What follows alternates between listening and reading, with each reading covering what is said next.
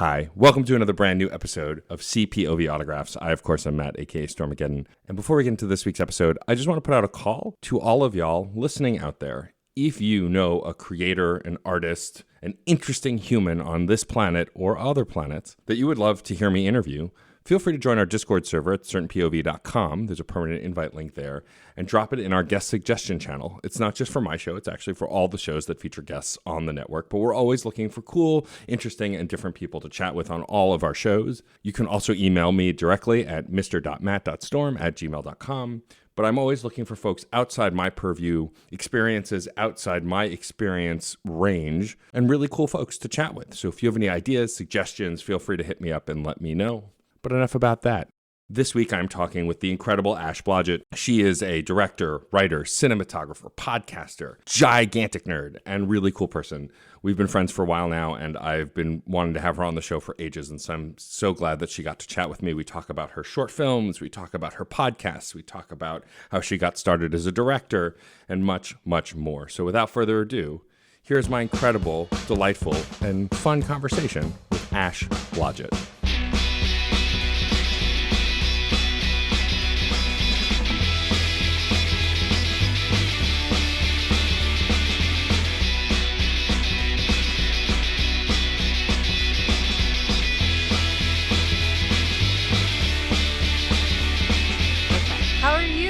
I'm doing okay. I'm tired all the time, but other than that, I'm fine. You know what? I'm tired all the time too, and my boyfriend's mom just suggested that I try taking iron. She was like, maybe you're iron deficient, and I started taking it, and I've totally seen a difference.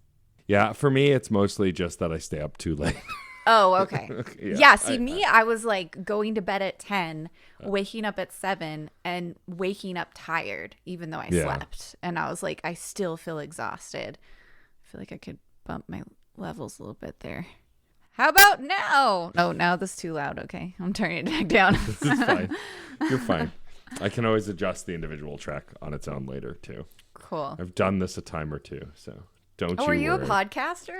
I know, right? So weird. It's so good to see you. It is so good to see you, too. Yeah. I am chatting today with the incredible Ash Blodgett. I said that correctly, right? It is Blodgett, yeah? Yeah. Last name. Yeah, excellent. like a really boring jet. Blodgett. Oh, ha. Yeah. Love that. Great. That's excellent. That's staying in the final episode. I'm very excited to talk to you, Ash. We became friends through adjacently to the Certain POV podcast network before your podcast joined the network. Yeah. And I got to be a guest on the pod also a while back. And since then, it's become old hat. I've been a guest a ton of times, much to everyone's dismay. I keep showing up. You're the guest that goes, excuse me, I'd like to be back. I'd like to come back.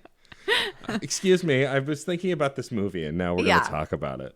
Like everyone always records and says that they want to come back, but you're the one that's like sending emails like, no, I have a movie picked out and everything, which is great. I love it.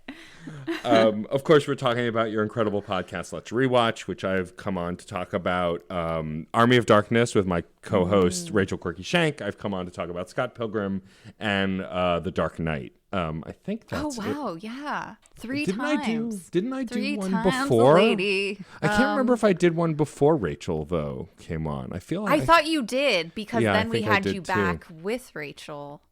I've lost remember. Count. Yeah, me too. There's no way to know this information. No, I could have looked it up, but why would I? Before we start talking about podcasts and stuff, though, I do want to talk a little bit about things of yours that we haven't really gotten to chat a lot about, which is your film work. You're a director, you're a writer, you do pretty much all of the film required things, though you're all of the things. You're often a director of many of your projects. You do like all the things. I feel like as an indie creator, we're all doing all the things all the time. We can't really just do one thing anyway. Yeah. Yeah, you have to. But I wanted to start by talking about your directing and how you got started directing. I assume you went to school for it, but like, was that like... So with actors and musicians and like comedians, they all have that moment of clarity as a child, like, I'm going to do the thing. Mm-hmm. But I never really hear those stories from directors. Is that a thing that you experienced? Like you were watching movies and you were like, I want to do that. I want to make these things. Yeah, so my dad had a real passion for movies and he loved them and he loved sharing them with me at maybe an age that he shouldn't have. So like I saw Rocky Horror Picture Show very young along Ooh, with nice. Clockwork Orange and yeah. So he also really loves Star Wars, so he would share, we would watch all the Star Wars movies together and he loved like he wasn't a filmmaker himself, and nor did he ever really own a camera or anything, but he loved reading and hearing about stories of like the behind the scenes. And so sort of my love for movies came from him initially. And then early on in, in like, I think, gosh, not middle school, but high school, there was like I was a drama kid, an art drama kid. So I loved writing as well. Like I wrote like an entire like novel in like middle school. Oh, wow. And yeah, and which has never seen the light of day because it was all handwritten and I lent the notebook to somebody who never gave it back. No. Yeah, oh my God. It was like 3 notebooks and I'm pretty sure, Thomas, that you did it on purpose because Rude. I think you hated me secretly. Anyway, but he was always like, no, I don't know where it is. And then when I would see him in public, he would literally like turn and go the other way. Anyway, whatever. If you're listening, Clearly you've held this grudge. I have, because it was like the first thing that I wrote, Right. and completely finished. Anyway, and it had drawings and everything. Anyway, I can cry. It's not like it's good. It wasn't good. Let's be honest. I mean, how do you know it's so long ago? Because I still, so it's like, it was in 3 notebooks and I still have 2 of them. I just don't have the first one. And I have gone through and I was like, I'm going to rewrite this and type it. And I've been like, this is terrible. Never mind. Anyway, he probably did me a favor. But anyway, so I was a drama kid, art kid. And I was really frustrated with art because I had been taking it since like 4th grade. And then in middle school, our art teacher, this is going to be a really long story, sorry. But no, it's fine. I actually did like a Twitter tweet about this like several months ago of my whole journey to where I got here. But in middle school, for some reason, our middle school couldn't keep the same art teacher. I was very dead set, like I was going to be an artist. I loved drawing. And so we had like 6 different art teachers in the period of 1 year. And every time a new art teacher came in, they wanted to start all over with the basics, with perspective and shading and shapes. And we were so bored of drawing circles and squares. Right. And so I would like be like, okay, well, I'm going to actually draw buildings or whatever. And I would get reprimanded for it because they were like, too advanced. yeah, like, how dare like, you? That's not what we're doing. So finally, a friend of mine was like, come to the drama class instead. It's really fun. And so I did, and I really loved it. But I hated being in front of a camera, which is so ironic now because I'm in front of a camera all the time. But I hated being in front of a camera, and I hated like seeing myself on stage. But I loved telling stories, and I also really loved writing. And so I was like into it. And then in high school, there was a video production class that I had a boyfriend that I was dating at the time was in, and he was like, it's a total easy A. And I was like, all right, well, I really like you, so I'm going to be in it, And then I realized, oh my gosh, here's this world where I can combine writing and art and storytelling and acting and all of those things into one. And I can be behind the camera directing people and being like, no, this is my vision. Because when I have a vision for something, I see it already like edited in my head and everything. And so that was the first time I started learning like video editing and camera. And my parents bought me, or I think a family member gave me, a mini DV camera. Remember those? Yeah. I still have it. And I still have all the tapes, which I'm hoping never see the light of day either because they're terrible. But I started very early in high school just filming silly sketches and stuff with my friends. And they started getting more elaborate and more elaborate. I even did an entire music video once. That was super fun. Yeah, we even like shot at night and used like candlelight. Like I got super into it. And I realized that I really liked bossing people around. Just kidding. Shocking. Yeah. No, not bossing people around, but I really like, being the leader, I guess. I've always been a person who's very much a leader. Even with my friend group through high school, I was the one that was like, all right, let's get everyone together and let's gather someplace, and here's the date and time, and I'm like the one organizing it and driving the car and picking everyone up. So I realized that I really like doing that, and so very early on I wanted to be a director because my dad would tell me about George Lucas and how he did this and how he did that, and I was very inspired. And so I ended up going to Brooks Institute of Photography and studying directing. And if you're looking at Brooks right now, yeah, they don't exist anymore. They went out of business.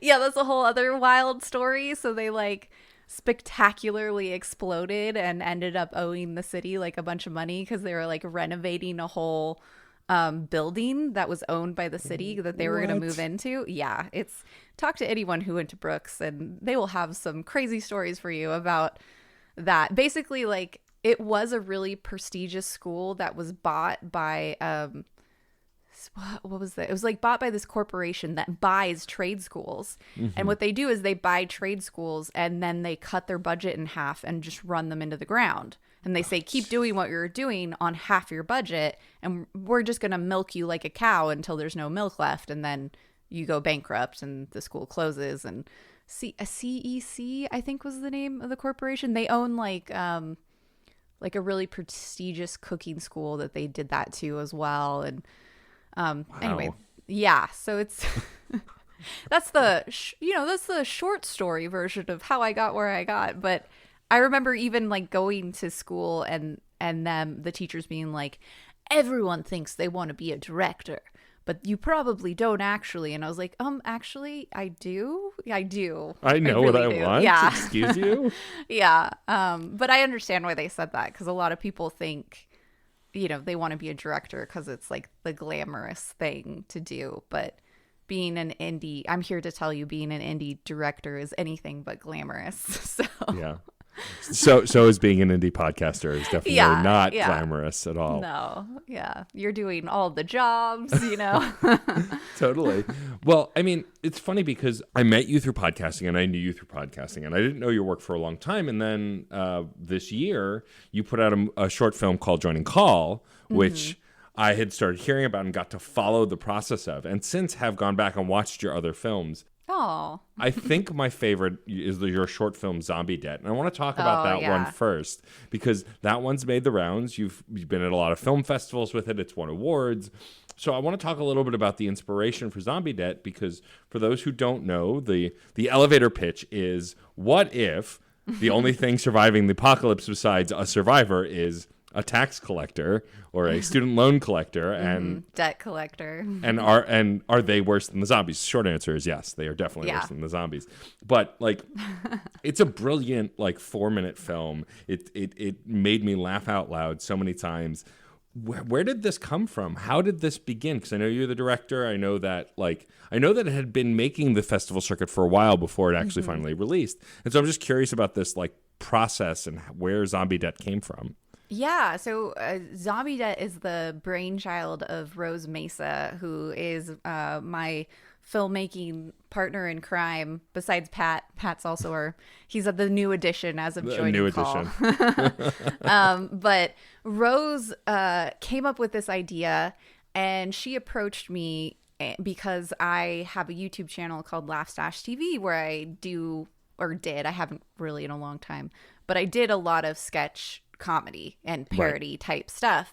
And she said, Rose is a super funny person, and she was like, I came up with this idea, I think it's really funny, and I think it'd be great for Laugh/TV. And I think she gave me this, she either gave me the first script or she pitched the idea to me, and I was like, this is great, but in sketch comedy, you have to have what's called a button, and a button is one final really funny gag, or just it doesn't even have to be really funny. You just have to have a button. So I was like, it needs this button.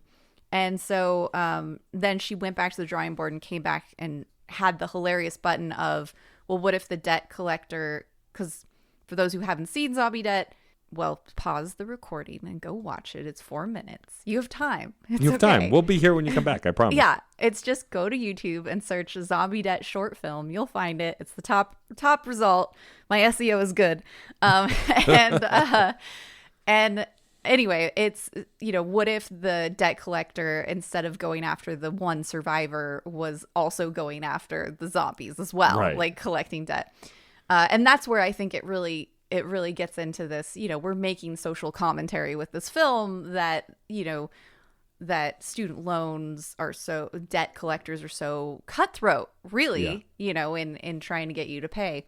And so she came up with this idea, and both of us being millennials who went to college and have an incredibly large, college student loan debt, both really related to it. And so we were like, yeah, let's do this. And we were just sort of going to do it on this like shoestring budget. And originally it was going to be for Laugh Stash TV. But as we were doing it, we were like, you know what? This could be more. Like, what if we make it into a short film?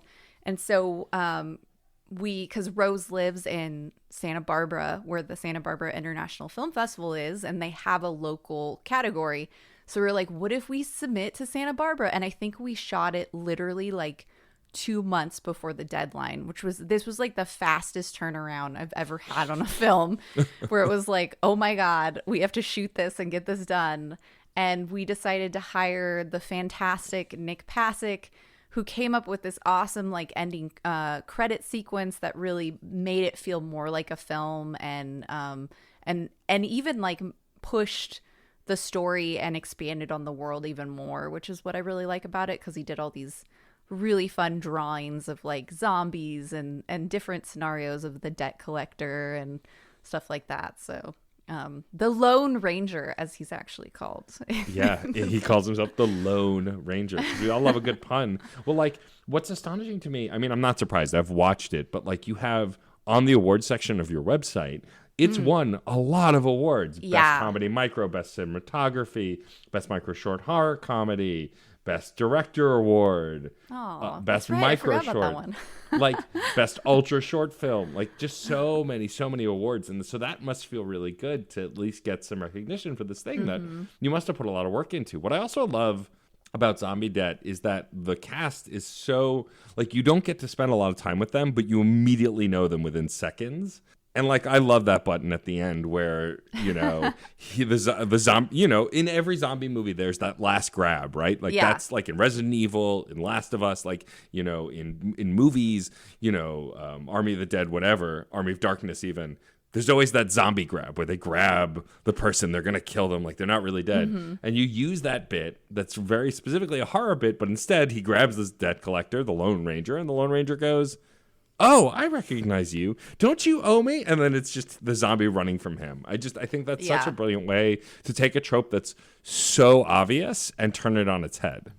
Yeah. And that was all Rose. Is she just brilliantly, took my feedback and then came up with this brilliant ending. All I said was there needs to be a really big joke here. That's all I gave, the feedback I gave her. And when she gave it to me, the final draft, I was like, oh my God. And then she kept adding, like, the Lone Ranger joke. I think she added like days before we shot. Like, she just kept adding jokes to it, which were so great. How did the casting process work for this? So, I'm kind of I guess I'm not a weird director. There's people like that, like Wes Anderson and whatnot. Like, or Judd Apatow. I love working with the same people. And so I've worked with Brittany and Daleks before. Daleks is the zombie. Daleks always plays my zombie. Nice. And he even got to play a zombie on Fear the Walking Dead, which was cool. Like a celebratory, where like, it's finally come to fruition that he's a TV zombie now. He's a TV zombie, yeah. And then Brittany, I've done sketches with, and I've shot a lot of. She does her own sketches too that I've shot a lot of for her, and actually we're just submitting now a short film that we did together as well, me and Brittany. So yeah, so I love reusing those people. So I called them in, and then Rose very, again, sharply was like, hey, that's a lot of white people. Let's get some diversity. Yeah. And she had worked with Ryan. Rose is a producer for LinkedIn Learning, and she'd worked with Ryan on some LinkedIn Learning courses, and he was fantastic, and she showed me his reel, and I was like, oh my God, this is great. And so we just reached out, and he was like, yeah, of course, I'm totally interested. And so yeah, it was awesome. I don't like, for anyone who has not done the casting process, like actually doing the casting call, it's terrible. I tell you, it's grueling and brutal for everybody involved, because you're seeing all these people, and it's like, by the end of the day, you're like, I don't remember. Luckily you like record it usually so that you can go back and rewatch it. But you're like, I don't remember, like, I think I like this person. I don't remember. They've all blended into each other because they're all reading the same script. Right. And then it feels really like, I don't like being in a position where I'm like rejecting someone either, which I know actors are like used to. I have so many actor friends, but it's just so brutal to be like, yeah, no, you didn't get it just because of this or that, or you don't look the part or whatever. And it's so, it's like it's the icky part of filmmaking that I really don't like. It's tough. And I mean, I have only limited experience with it. My spouse is an actress as well as doing a myriad of other things. And like, there have been several roles that like we've done auditions on tape over during the pandemic, and she was great, and she doesn't get cast. And half the time you never know why. Like you just don't, and then you don't hear anything. So I get it, and I have to imagine for the directors, the writers, and everybody else, like it's that process is, it's a dog and pony show essentially most of the time, and like you're trying to just see people, and it's hard to make it personal, right? Some people do, I hear, and I've heard that like Mike Schur is a showrunner who like really tries to make people feel comfortable, and like when he's casting, like makes it feel like it's an experience regardless, but not everyone can or has the ability to do that. And so it just seems like something that's definitely more complicated and above my pay grade, since I don't really understand it. Yeah. Before we shift to some of the other stuff that you do, I do want to talk about your most recent film that came out this year that I was very excited to get to see the premiere, the big premiere on YouTube and everything of, which is Joining Call, which was a short film that was not only filmed in quarantine, but also incepted and written in quarantine. It was created by you, and it was Pat Edwards, right? Wrote the script, previous guest of the show, and also co-host on your podcast. And it's a film about a D&D group that's playing over Zoom because they can't play in person, and the hilarity that can ensue of people's lives while trying to do a thing, because that was the thing we all experienced in the pandemic. Is like, how do we keep living and having fun while being stuck in front of a computer all the time because we can't see people in person? Talk a little bit about the process of creating Joining Call, because I was aware of Joining Call pretty much from the beginning, because you told us certain POV folks about it pretty early because you were excited about it and you were working on it, and we helped promote it on the network and stuff. Like, what was the process like, and how long did it take? When did you guys start working on it? When did we start? Pat might remember when he started writing it. We shot in July, and I think there was like a month or two. There might have been like 2 months of pre-production, 2 or 3 before that. I'm not 100% sure on that. That feels right. But like a lot of the projects I do with Pat, it started as Pat texting me a joke and me being like, wait, that's actually really brilliant, and I think at first he was like pitching it as a sketch, and I was like, well, let's make it into a short film. And I think originally Pat was like, I can't remember how the D&D, Pat definitely came up with the D&D thing because he plays D&D, but I feel like maybe originally it was just a Zoom call, and then I was like, yeah, but people have already done that. And then he came up with the D&D part. And it was also like, as a creator, I was also like, not only were we all collectively going through this horrible experience together that, I wanted to bring joy into people's lives, but I was also mourning the fact that I, like everyone else, wasn't allowed to do the thing I love, filmmaking. Right. Because I didn't feel comfortable putting anyone at risk. Like I just couldn't, even if people were like, yeah, I'm totally fine, we'll wear masks. Like I couldn't live with myself if I knew somebody got COVID and died because I made a short film. That would just be the worst thing ever. So Pat pitched this idea of like a D&D group meeting over a Zoom call. And then we kind of workshopped it together, and we brought Rose in to produce it, who also helped us workshop it. And Pat really quickly, like I want to say like overnight, I don't know, came out with this first draft. And the cool thing that he did was he didn't assign gender, race, or ethnicity to any of the characters. They were just numbers. It was 1 through 7. I think it's 7 characters. I haven't talked about this film in a while. Trying to remember. And so that gave us like tremendous flexibility when it came to casting, because it was like, okay, this character can be male, female, gay, straight, you know, whatever, non-binary. They can be black. They can be whatever, Latino, white, whatever. And so we were able to go to people and just like, it was really open. Like originally, I think, you know, Pat and I are both straight, and we were thinking the couple was a straight couple, but then it was like, hey, what if it's a lesbian couple? Like, that's really cool. I know this one actress who would be great. Let's see if her partner is interested, because her partner, Angelique, actually she's not an actress. Oh, really? Yeah, she's not. She's actually a director. Oh, how fun. Yeah, and she's a director, writer. She's fantastic. And we were just like, would you be comfortable with doing this? Would you be interested? And she was like, yeah. And so I thought she was fantastic for someone who, you know, is not an actor.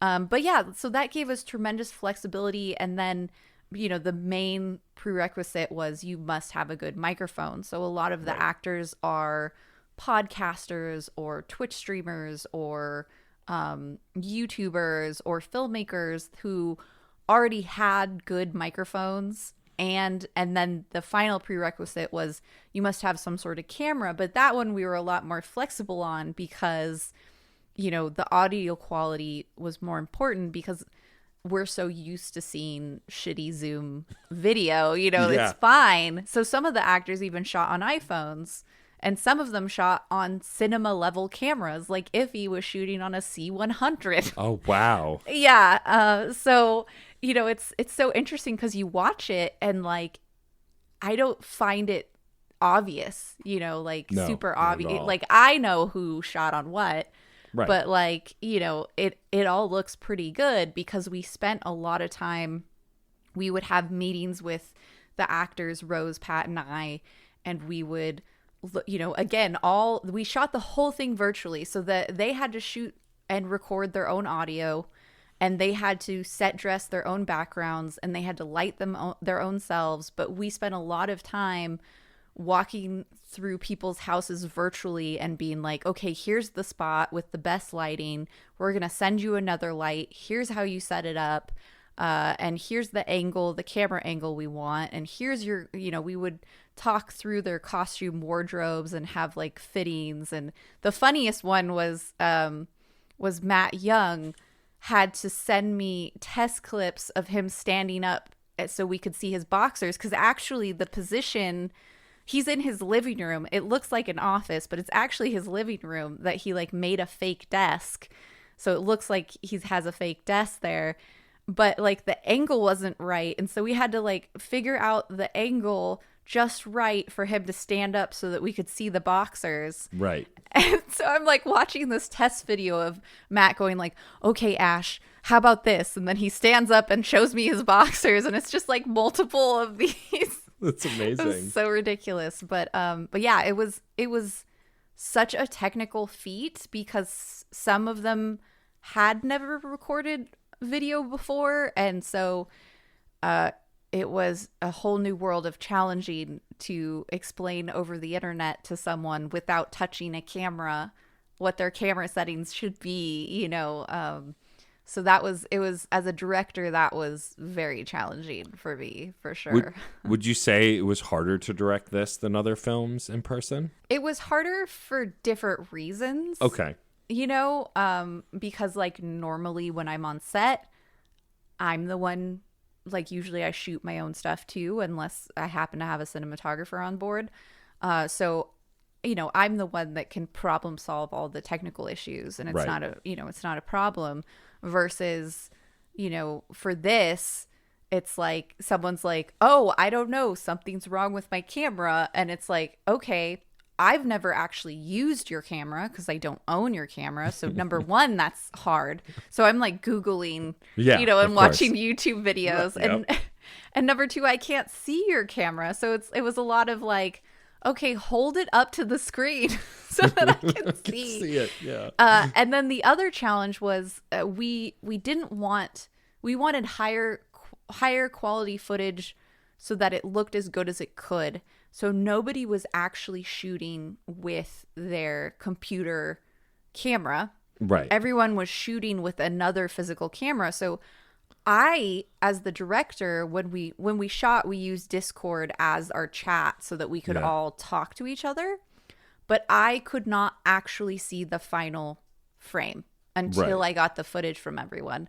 So that was like really terrifying as well, because I'm like, I'm hoping you framed it well, like, because if you didn't, then you won't know. Yeah. And I did have some of the actors send test footage, and I really wish that I had, if I did it again, I would require everyone to send me test footage, because there were little things that you would never know from the finished film. But again, Kiri and Angelique, the couple in the film, the string lights behind them actually strobed, and I couldn't tell through Discord, but on the footage they're doing like a horrible, like, I don't know if you've ever seen, like, sometimes you can record a light or whatever and you can almost see this like band of light. This weird like banding effect. Yes, so they were doing that.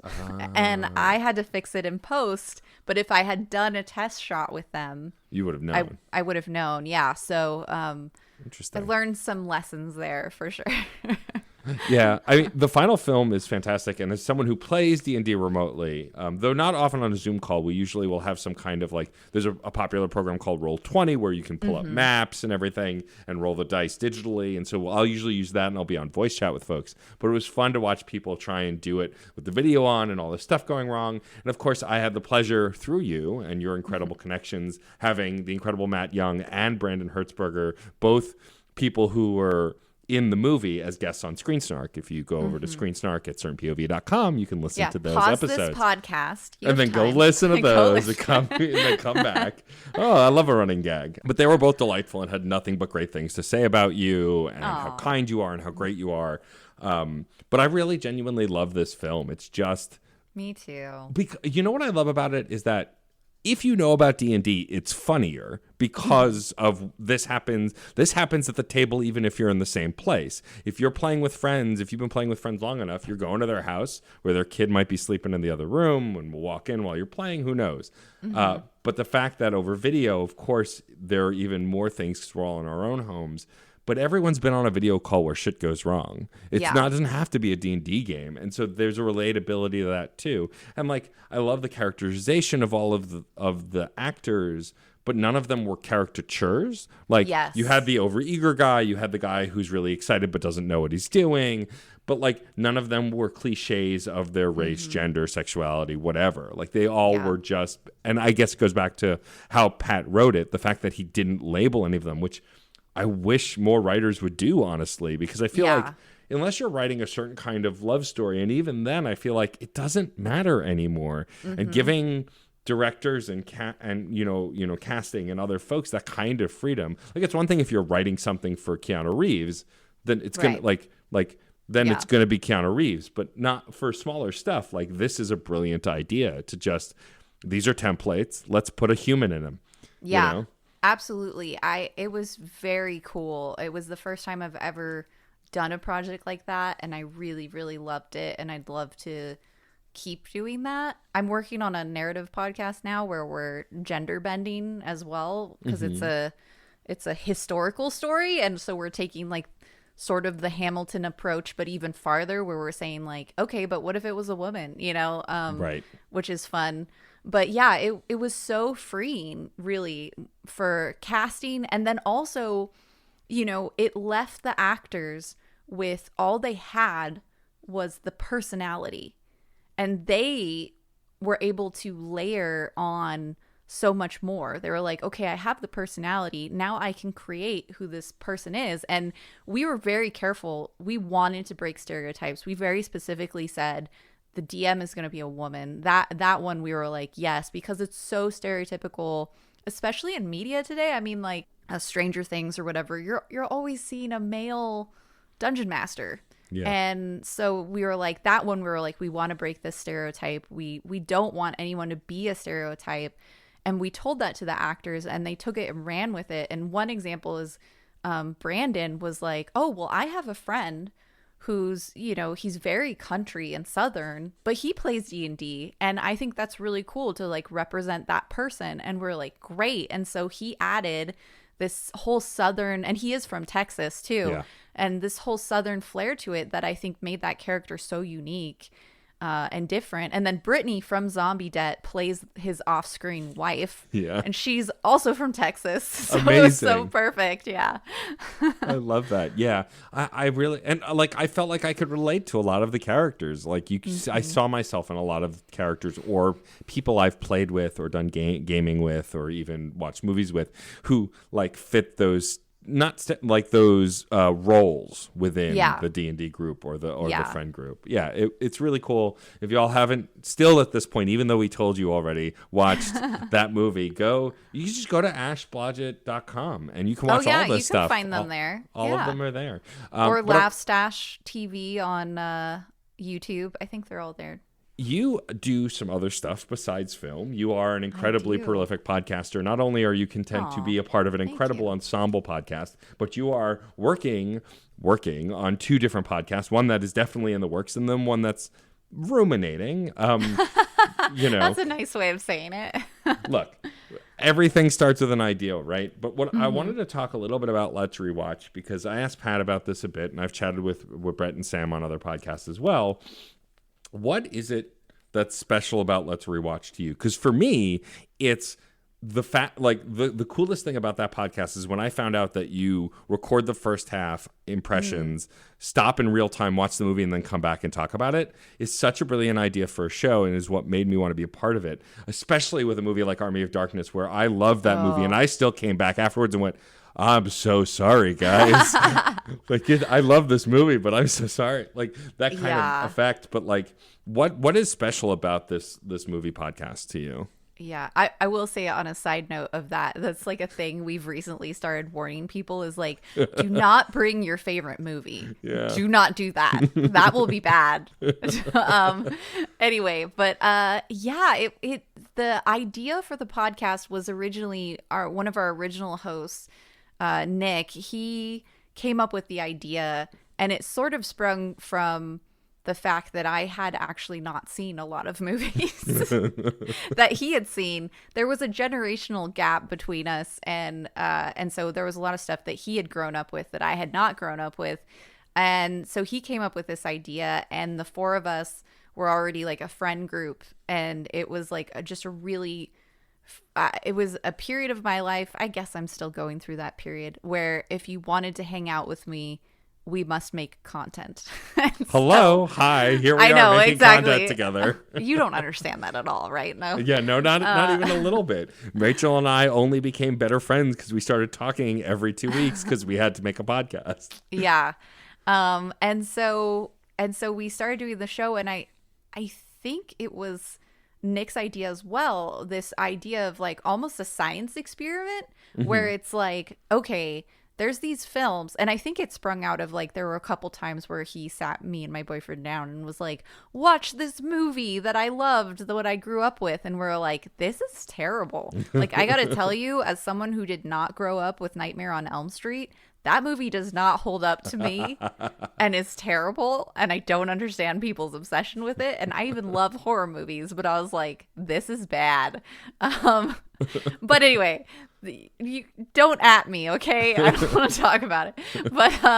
But so he had this like idea of almost like a science experiment where it's like, well, what if we watch these films and we have this rule that it has to be at least 10 years old, because then it's really like a social experiment, and it has to be, and it's not like fresh in your mind, and it has to be something that you haven't seen in a while but you remember really liking. Again, don't bring your favorite movie because that always ends poorly. But anyway, and if it's your favorite movie, you've probably seen it recently. Let's be honest. So for the record, I remembered what my first appearance was, and it is one of my favorite movies. It was Wayne's World. Oh, that one was good though. That time it went well. It did go well. Yeah. And I don't think it was my idea. I think there was voting for that one, or you guys offered a few movies and I picked one.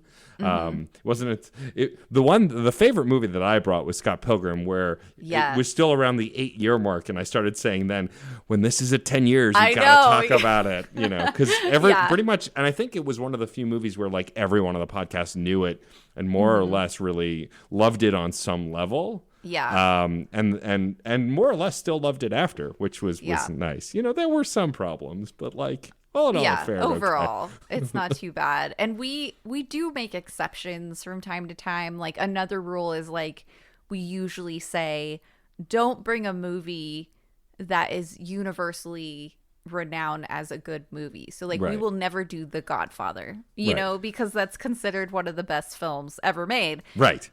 And Star Wars used to be on our list of we will never do this movie, but then we broke that rule with Ian and we decided to do I think we watched all of them. Yeah. Like all of them, and then did one episode for it. But yeah, it's a really fun idea. It's fun. It's really shocking. I think it shows a lot.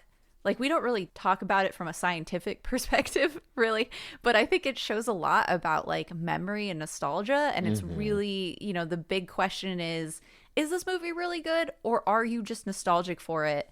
And so it works the best when at least someone in the group has never seen the movie, because then you get a fresh, modern perspective on the film from someone who doesn't bring any baggage, which I think is good.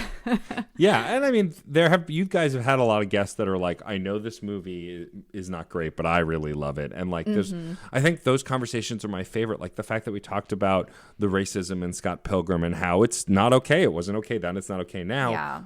But like, part of it was to show that Scott was an asshole, and also it's okay to like something problematic as long as you acknowledge it's problematic and discuss how it could be better. And you guys do that a lot. I mean, it's very funny to me that you and Sam, of course, are always very quickly like, all right, let's see how quickly, let's see how few women there are, if they speak, and if any of them have agency. And like, more often than not, you're right that the women don't, because unfortunately films before like 1990, and even then, even in the early like 95, even around then, and I mean even now, but like I appreciate that no one's there to make anyone feel like crap, but just the same, you're not afraid to call out problematic crap when you see it and talk about it. And you don't just say this is terrible, cancel it. You're like, let's talk about it, let's have a conversation. I'm uncomfortable because of this, I'm uncomfortable because of that. I like that. I like those kind of discussions. Because as you know as well as I do, being online as much as I am, Twitter, there's not a lot of nuance, and a lot of people just like to crap on things for the sake of it. And I like nuanced conversations, which is exactly what Let's Rewatch is. I mean, not to keep touting my own episodes, but the Dark Knight episode, like me, but you should listen to them. You should right now. But Brett and I had a really great conversation about the problems with the Dark Knight and how it's aged poorly, and how the modern like incel and that kind of culture, especially during the Trump era, was a problem and viewed differently now. Like, I like that. I like that y'all aren't afraid to have that kind of nitty-gritty conversation that might not be easy to have, and argue a little to get to where you're at an understanding, or you can like talk about the ideas that are in the movie. Yeah, and that honestly took a really long time to get to that point. Behind the scenes. A rule kind of among us hosts that's sort of like an unspoken rule is like, we never say, I completely disagree, or we never say anything really confrontational. Right. You know, we try to be like, I see your point, but, you know, instead of being like, I think it was Brett, I think, came up with these like rules of like, and I mean, I wouldn't call them rules, but like general guidelines of never say I disagree and never say you're wrong.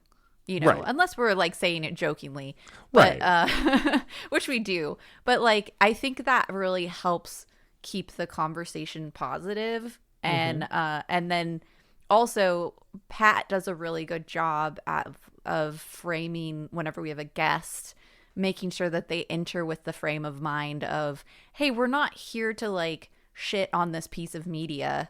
You know, that's not the goal. Like, we want to have a good time. We want to like the movie. I'd want to watch a good movie, but we also have to talk about, you know, the things. But, you know, we're not here to like shit on your favorite movie and just be negative about it. Like, we're going to like try to have a real like intelligent conversation about it. And I think what's also cool is like the four of us come from such different perspectives usually too, you know? And so, you know, we all have like different things that we're usually like pointing out pretty regularly that the others maybe miss or whatever. Like Brett always has a completely different take on something than the rest of us. Yeah, I love that also there are running gags like, you know, screwing up the outro at the end, or like things that have just become a bit, not only because they are bits, like most of the time, like you genuinely forget things and it's funny because it just happens and it's fine. I forget outros to podcasts all the time. But I also like that because of your different backgrounds, like if you're watching something animated or something Pixar, guarantee Sam's got some kind of story, either from someone she knows or someone through the industry, or just she's a really big fan of it, you know, whereas like the cinematography is something you'll always talk about because you're looking for that kind of stuff. Like I like that you each bring something different and dynamic to the conversation. Pat's a total clown and is just a joker, and you know, I love you, Pat. He's not going to listen to this. It's fine. But yeah, no, I really think that it's become my favorite movie podcast because it's just something different, but also because you genuinely not only care about your audience and the guests, but you care about the material. Nothing, even if something is terrible, like Boondock Saints, for example, which has not aged well, you could have just sat there going, this is a bad movie, and that would have been acceptable because it is a bad movie, but you didn't. You talked about why it was bad, what the problems were, not necessarily how you'd fix it, but like why you think that maybe you liked it, but now you don't. Like, I love all of that stuff. Yeah. I think it's a better listen than just someone going, oh, it stinks. Like, who wants to listen to that?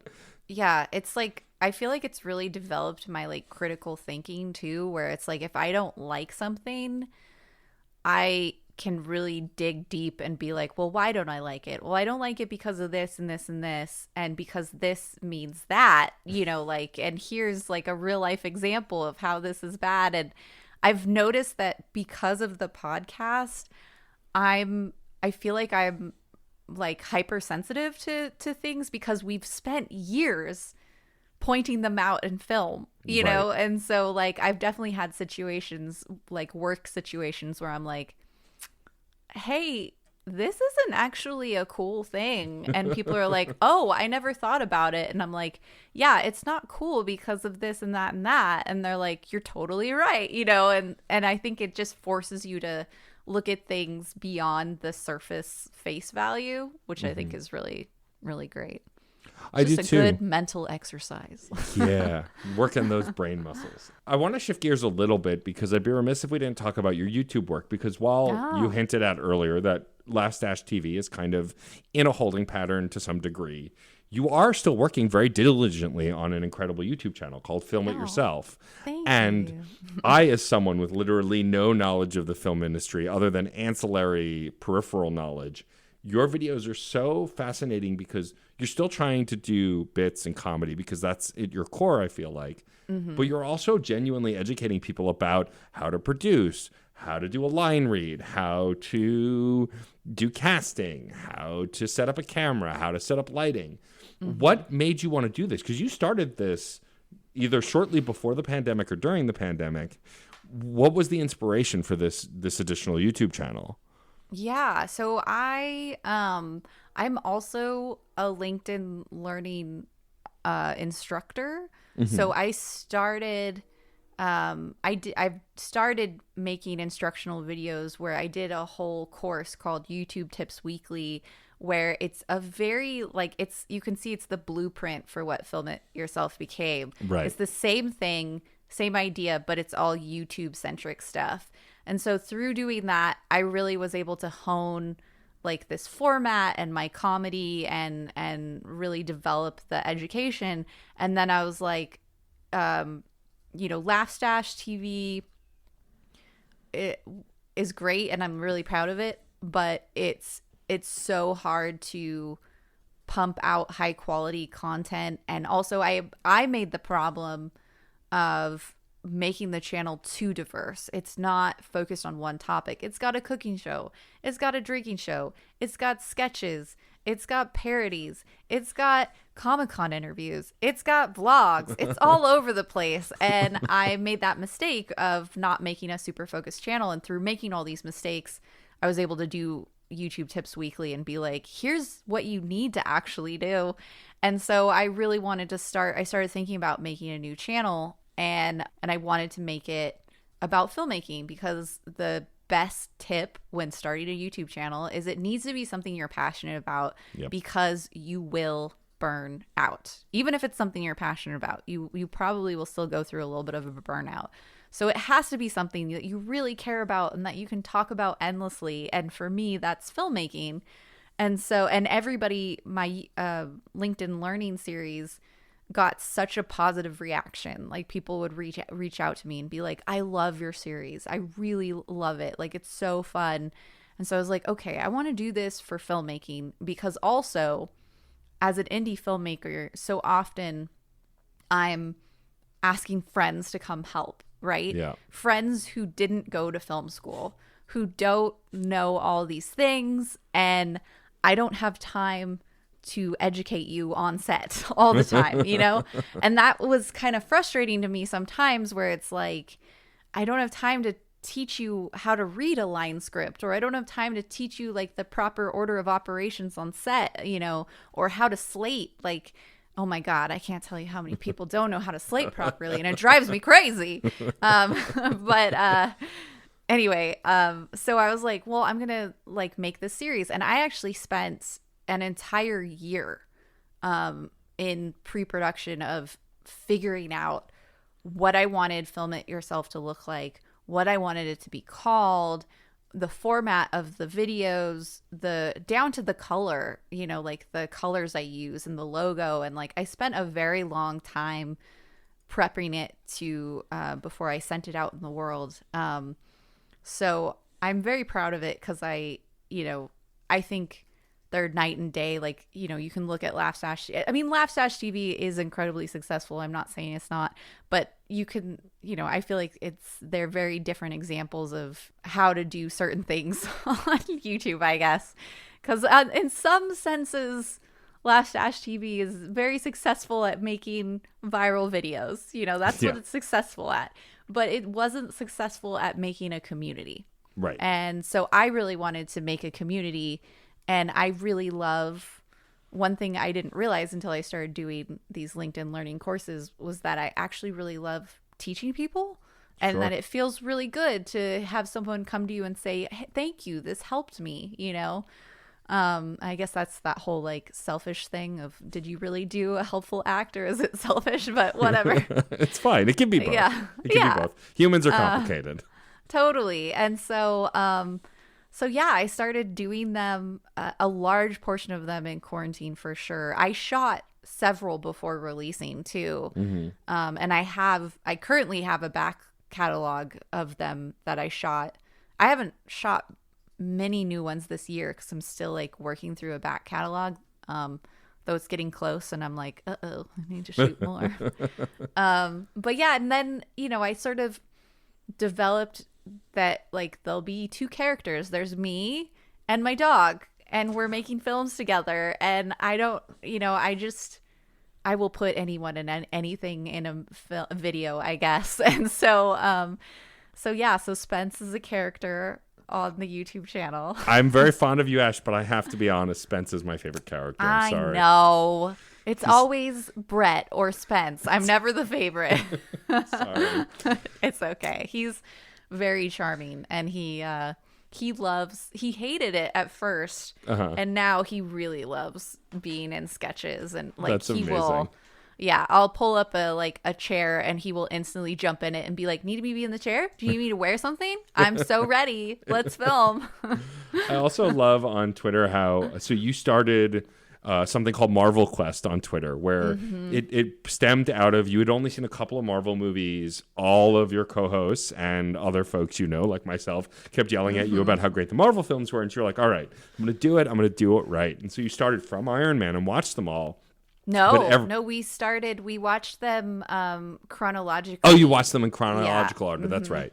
So, but when you started, and this, I guess, leads into Film It Yourself, you started doing photos of the Netflix or Hulu or DVD like thumbnail and like just holding Spence or like you like just posing these things to recreate these Marvel things, which were really charming. And now you've gone on to start watching the Fast and the Furious movies, and that hasn't stopped you. You're making fun of those thumbnails as well. Yeah. I love that you documented your film experience on Twitter. Do you think you're going to keep doing more of that kind of thing and like sharing with your community the kinds of stuff that you're into or the things you're discovering? Totally. Yeah. I will admit that I haven't been, and you will even say that I wasn't super active before, and I feel like I haven't been super active this year. Like I've taken a little bit of a mental break from the social media, but absolutely, like I love doing the movie quests. I mean, anytime I can put a wig on my dog, it's just gold. Always funny. Wig on a dog, always funny. And it also it became this really fun thing for my boyfriend and I to do in quarantine. And also it was a really fun thing to do to connect. Like, I love Twitter. My Twitter followers are like the best. And they I know Twitter can be a super toxic place, and I'm very lucky that I've cultivated this like little community on Twitter of like really positive people who are very supportive. And so they just have a field day, like whenever we do a movie quest, and they love, like, what I do is I live tweet while we watch the movie. Right. And usually I think always actually, not always, because we did some Halloween ones that I'd seen, but usually it's a movie I've never seen before. And so, I'm A, probably drinking, and B, I have never seen it before and full of jokes. And so I'm like live tweeting silly jokes, and it became this like fun thing where my boyfriend and I would make pizza, and then we would take this like thumbnail shot with Spence, and Spence would be so into it too. And I would like the costumes, because we were in quarantine, the costumes were always like, what's the shittiest costume that I can pull together? What's the dumbest way I can make this thing look? Like, how bad can I make it look? I think that's so funny. Oh yeah, of course. It's like okay, what did I do? I think I was oh my God, I can't remember the bad guy's name now. From which movie? From Endgame. What's his name? Thanos. Thank you, Thanos. I was Thanos, and I think I put like a bra on over a shirt or whatever, and I like drew he has like these weird lines on his chin that I like drew, and just like, what's the shittiest way I can get across that I'm this character. Yeah, and I think it's hysterical. And we just have such a good time. It's so fun. We haven't done one in a while, because I think we just have one Fast and Furious movie left. Until the new one comes out in theaters. Until the new one, yeah. Then you'll have to take a photo in the theater. In the theater, yeah. Yeah, and embarrass everyone. We can't bring Spence, though. Oh, no, that's true. Yeah. Oh, poor Spence. Can't do it without him. That's true. Before we start to wrap up, I wanted to ask, since you are a filmmaker and a fan of films, is there any movies in quarantine that have really spoken to you? Something that's kind of jumped out at you that you'd never seen before, that you're rewatching because you love? Yeah, So one thing we did, I mean, first off, obviously the Marvel films, like, right. Holy shit, I had no idea. And they were so comforting at like the right time. Mm-hmm. And my boyfriend and I are already like, we should watch them over again. We're so excited. We definitely want to. And we actually, his mom and stepdad hadn't seen them. And kind of the same thing where like they'd seen a few random ones like me and they're like, I don't know, I don't get it. And I was like, no. Here, watch them in this order. It's going to be great. And now they're huge Marvel fans too. Yeah. And so highly recommend watch it in chronological order. It's so worth it. Not theatrical release. I know, all you Marvel fans, but whatever. But for the people who don't understand, it helps when they're like, remember that thing that just happened? And I'm like, yeah, that was in the last movie. I do remember it. You know, that really helps me. Okay. Totally. Anyway, but like also, and I feel really weird about this now, because it turns out she's a terrible person. But for Christmas, we watched all the Harry Potter movies. And I just, that's definitely close to my heart. But also I feel conflicted because she's apparently a monster. J.K. Rowling is a monster and a turf, yes. Yeah. She is. And I really had no idea how much she was until I'd vaguely heard, oh wow, okay, she's anti-trans. But then I watched this video that broke it down and I was like, oh my god, I had no idea. This is really bad. And now I feel conflicted about my love of Harry Potter, but I do still love it. Yeah, I mean, I think the fact that you're conflicted makes sense. I think if you're not giving her money and you own these things already, that's fine. But everyone's got to do what they're going to, right? There's no ethical consumption under capitalism, but, I think maybe not buying any new things from JK is a pretty good firm stance, but loving the things you have makes sense on a level, I also, that said, I am not faulting anyone for writing her off, because you absolutely have every right to do that, because she's a terrible person. Totally. Yeah. So anyway, I feel bad that that's the example that I brought to mind. No, it's fine. I will say also, though, for Halloween this year, because I love Halloween, and it's my favorite holiday, and usually we go to Universal Horror Nights, and that's our tradition, and obviously we couldn't during quarantine. So I subjected my boyfriend to watching horror films all month long, which was actually so much fun, and he loved it. But we watched a lot of 80s horror, and so we watched The Thing, the John Carpenter The Thing. Mm-hmm. We watched what else? We watched this wasn't for Halloween, but we watched Escape from New York, and I had never really seen a ton of John Carpenter, and I was just loving it. Oh, and we watched the original, oh my god, my brain, the one where people are being murdered by the lake. The classic. Not Friday the 13th, is it? Friday the 13th? My boyfriend is shaking his head. At Lake Placid, right? Yes, he's shaking his head. Friday the 13th. We watched that, and oh my god, I had so much fun. That was a blast. So it was just we watched all the old school campy horror movies, which was just so fun. I love comedy, but I also love horror. It's one of my faves. I mean, I feel like the best horror is going to make you laugh at times too, because then it makes the devastating stuff even more so. Well, and I love the over-the-top horror where it's that was someone's head explodes, but you totally know it's a balloon. You know what I mean? That is my favorite. I love that. Yeah. Because I just laugh. It's so funny. You have to laugh at that stuff now. It's just so silly. Before I have you tell people where they can find you and sign off. I have one final question that I've been asking most of the guests when I can remember to ask it, because, all our brains are fried at this point. Oh my gosh, yeah. But so the quarantine. Who are you again? Huh? What? Wait, where am I? The quarantine's been pretty ubiquitously bad. It sucked. It's ruined a lot of shit. It's done a lot of damage. And the last couple years in general have just been really rough on a lot of levels for a lot of people. Mm-hmm. So I found it important to ask folks what good things came out of this time. Obviously, it's all bad, but if there's one good thing that what was the best thing that happened during quarantine, or a thing that happened because you were home more, what was a really good thing to come out of this pretty terrible time, all in all? Yeah, that's a great question. Well, actually, I guess I have two answers. Okay. One is definitely Jordy Call, because it was such a pleasure working with everyone on that film. It was so fun working with Pat and Rose. They're just like the best team. And now we're like a little team and plotting more films together.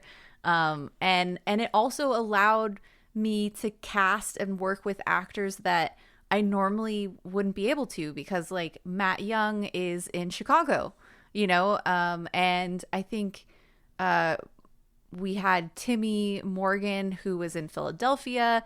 Like I think we had like people in like 4 or 5 different states, like all working together on this one film, and all on an actual video call while we do it. And so that was really amazing to like have this opportunity and still be like, the world is really shitty and shut down. And how amazing that we're all experiencing this. Like when has the entire world experienced one thing together like that ever before, besides maybe a world war or something? But like it was a really special moment to capture in time, and it just felt really wonderful being able to work with all those people. And then the other thing is, I'm the weirdo who worked out during quarantine. And so that's the other thing for me, is I started I had already lost some weight, well, quite a bit of weight the year or 2 before quarantine, but in quarantine I probably lost like 10 pounds. I'm like the one person that lost weight. But more importantly, I started like doing HIIT training and lifting weights. And, I was like, I can't go outside, but I still want to be like active. Because before that, I was doing like 2-mile hikes and every day. And like I walked and I did a lot of hikes and walks all the time. And at first, my boyfriend and I were like not going outside at all because we just weren't sure, very early on. So I started working out and I fell in love with it. And now I've got like these big guns, and I feel like I look so much better and I feel so much healthier. And I'm kind of addicted to lifting weights now, but I really enjoyed it. It was like, it was a cool thing that I never thought I would do. Like if you came to me like 4 years ago and was like, you're going to be super into like strength training, I would have been like, no, Yeah. I'm too lazy for that. What are you talking about? And I'm still very lazy. The trick is you have to work out in the morning before you've completely woken up so that you can't convince yourself not to do it. That's the trick. That's what I do. I appreciate that insight. Yeah, I mean, ultimately, you want to do that kind of stuff so you feel good about you, right? And you feel you look good, because there's no rule or barometer for that. It's about how you feel. And I think that's how we all survive the quarantine, right? Is doing things that make us feel good. And if they happen to also make us a little healthier, that's not a terrible thing either. You know? Yeah, totally. Well, Ash, this has been lovely. We've been talking for an hour already, and yet like it went by so fast. And yet we haven't talked about video games. We haven't talked there's so many things we haven't talked about. So I'll have to bring you back. I know it's terrible, right? You'll just have to talk to me again. That's okay. I'll start emailing you now. Perfect. Awesome. Do it. But before we go, I would love for you to tell folks where they can find you and your work on the internet, where they can check out your stuff, follow you on social media, that kind of stuff. Hit them with the plugs. Yeah. So on Twitter, I'm at Ash's Stash, and that's ASHSSHASH. Yes, that's correct. I think that's correct. And that's me on Twitter. Twitter's my main jam, though I have started doing Instagram again, which I was, dumb, and they are not the same handle. So on Instagram, I'm at moose_ash. So it's like mustache. What you can do is you can just Google Ash Blodgett, and I'm the most famous one on the internet. It's what I tell people. True. Like, it's true. I'm the one with the followers. That's if you see that, that's me. I generally pop up first. But yeah, I mean, I'm not trying to make it. I'm not famous. Don't get me wrong. I'm just saying compared to the other ones. Yeah. So, those are my main jam. And then I have the YouTube channel Film It Yourself, where I post every Friday. There's a new video. And then I also have Laugh TV, which I already said. You can find all of my short films on Laugh TV. And then and my like comedy parodies, sketches, drinking, all that stuff. If you just need more of me in your life. And then I do the podcast, Let's Rewatch. And then I also have another narrative podcast that's coming out soon. So keep an eye out for that one. That one I'm very excited about. But it's probably like a really long time away. So I'm sorry. It's I've heard the pitch. It's really good. I'm excited about it. Ash and I had talked about it during quarantine. And so, yes, I can't wait for y'all to hear that. You can find more information about Ash Blodgett on her website also, ashblodgett.com. That's honestly probably the best place. Oh, I think there's actually it even shows Manifest Destiny on there. Does. That's the narrative podcast. Yes. That's I am not at liberty to say too much about. But we did finish editing the first episode, which is very excited. Cool. It's all edited with sound effects. And I did the sound design, which was like a new I've done sound design for film, but it was a new adventure that to do it, completely paint a world out of sound, and it was really fun. That's awesome. Well, I can't wait for folks to hear that. Ash, thank you for taking the time to chat with me. You've genuinely become one of my favorite humans on the internet. And I'm hoping someday, now that the quarantine is, knock on wood, winding down, I can come out to California and actually hang out with you in person. So. Oh, fun. Yeah, I keep being like, I need to submit to New York Film Festival. So I really come see Matt. Yeah. Yeah. Come hang out. So fun. But before I let you go, we have a saying on the podcast, and I would love for you to do the sign off. It's this idea that as long as you're making stuff, even when times are tough, you can find solace and good in creating, in making a thing. And so the saying is... I don't relate to that at all. No, not at all, right? Neither does the guy who produces a podcast. Podcast? Eight. Oh, okay, eight. I was like, I'm pretty sure it's more than one. No, not a podcast. I don't even host a podcast. The saying is, music is life and life is good. And it's, again, this idea that as you're making stuff, life isn't that bad. So if you could say that for me and sign us off, I would greatly appreciate it. All right. Music is life and life is good. That's it for this episode of CPOV Autographs. Our theme music is by Michael Kill. Our logo was designed by Case Aiken and Joey Mons.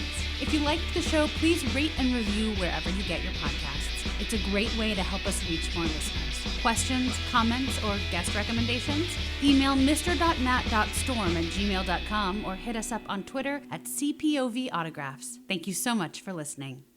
This is We Burlesque. Hi, this is Victor Vaughn, and I run the We Burlesque Podcast Network. I am currently in my 5th season of the We Burlesque Podcast, which began, so many episodes ago, and I've been so delighted and intrigued to learn about our colleagues and our friends in the industry, to find out where we began, where we're going, what we've done, and especially in the last year, what we haven't done. So if you enjoy being a wallflower in the dressing room and hearing all about what we do, why we do it, and what's left to do, please go to Apple, Spotify, Stitcher, iHeartRadio, Google, Libsyn, and probably some other ones I don't even know about. Oh, we're on Audible now. How neat is that? We're on frickin' Audible. So go to your platform of choice, hit subscribe when you find We Burlesque. That's WEBURLESQUE. I should know how to spell it by now. Or you can go to WeBurlesquePodcast.com. That's all one word. That's WEBURLESQUEPODCAST.com. Yeah, that should do it. Or on Instagram at WEBURLESQUE. That's it. Hi. So anyway, be well, be safe, and let's talk.